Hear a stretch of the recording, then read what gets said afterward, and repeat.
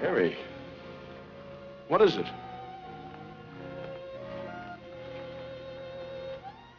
The stuff that dreams are made of.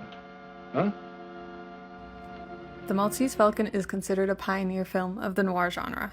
At face value, it is a gritty mystery with a tough, morally gray detective chasing shady criminals. On a deeper level, the mystery lies within the characters and their truths and morals rather than the plot.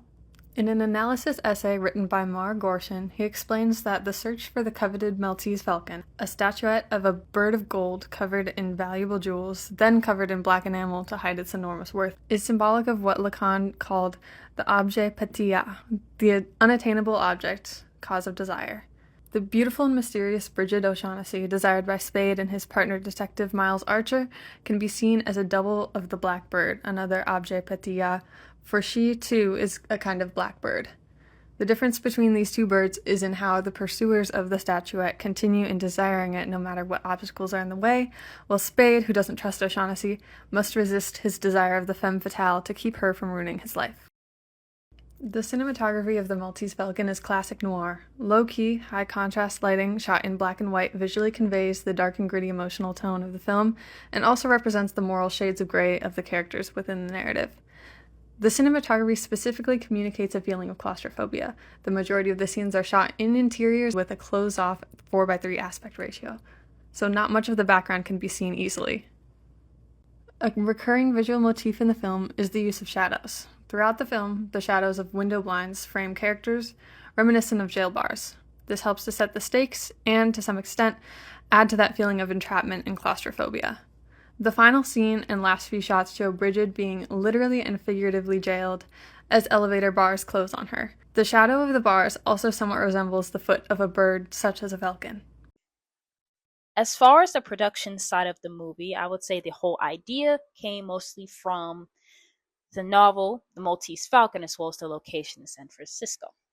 And with that in mind, you would see how the director attempted to create it 3 times. The first one, created in 1931, but fell through to some trouble. The second one was called Satan Met a Lady, but these movies didn't create that concept that was shown in The Maltese Falcon, which brought us to the third one, which gave that whole idea of the detective feel with the uses of the shadow and the darkness and the different settings that's used to enhance all the mixed emotions that's in a detective noir kind of movie. And speaking of those spaces, if you've seen enough of Hall V. Wallace's work as far as utilizing spaces, you will see how he uses the most uncomfortable, unusual ways of decorating furniture in the space to show that uncomfortable claustrophobic feel. Take a look at this.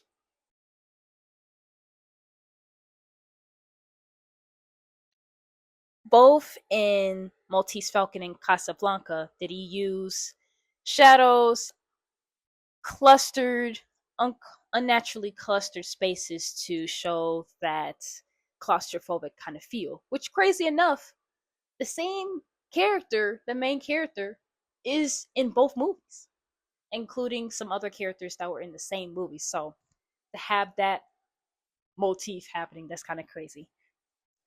I would be surprised if the director had OCD.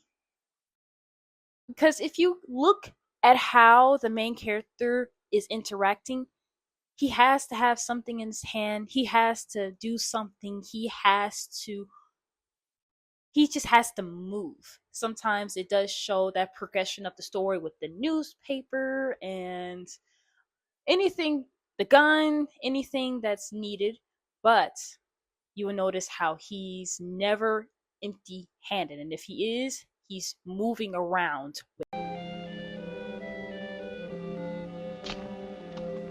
Wison said, everything placed in front of the camera doesn't just decorate the Maltese Falcon, it creates a visual language of suspicion. Look at how the space is used. Characters are boxed in, surrounded by doors, desks, shadows, foreground and background blur. We don't know who's in control, who's watching who. Lighting divides the frame. Venetian blinds flash across spaces. Characters live in half shadow, half light, just like their motives. Props and costumes matter too. The Falcon itself is cold and black, like the truth it represents, empty, hard, and disappointing.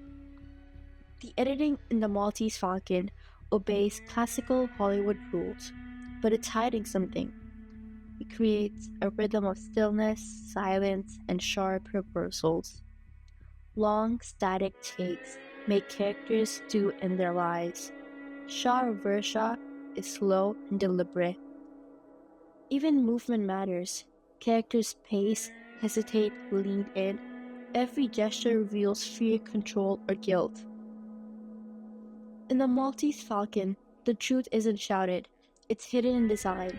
Through space, tone, shape, every frame tells us one thing: nothing is what it seems. Film noir isn't just about shadows, it's about what they're hiding,